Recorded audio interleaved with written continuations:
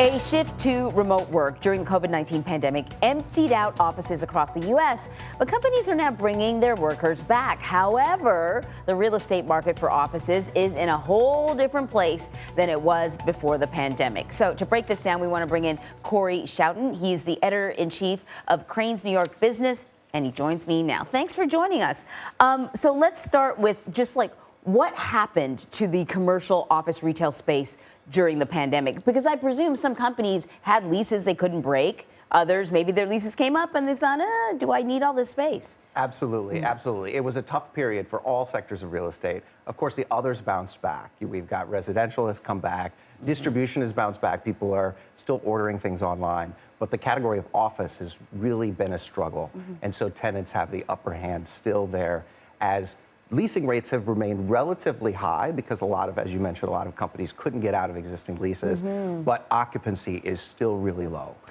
So then what does it mean if tenants have the upper hand? What does it mean in terms of, I don't know, re-upping your lease or whatever?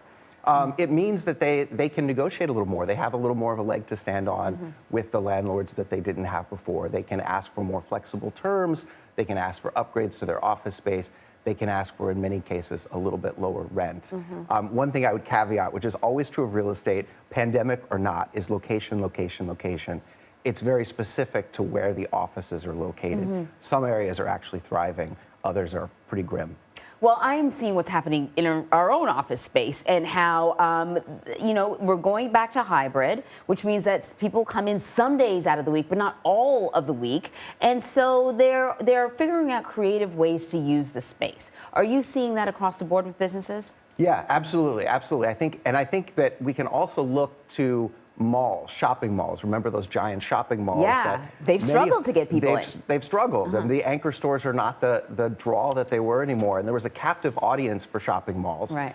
Shoppers had nowhere else to go, right? We figured out that now that we have other options, we don't have to lug everyone into a car. We don't have to find a parking spot, carry our stuff out. And then if we can find the parking spot when we leave the mall. So that captive audience disappeared. We found a better way.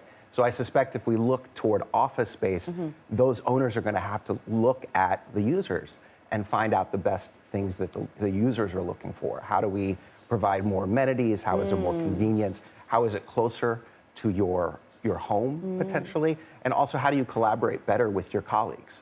I think that is fascinating. You know, when you made me think about malls, and really the last few times I've gone to a mall, it was for an attraction, not to shop. But it got me there. And then, of course, you start looking around.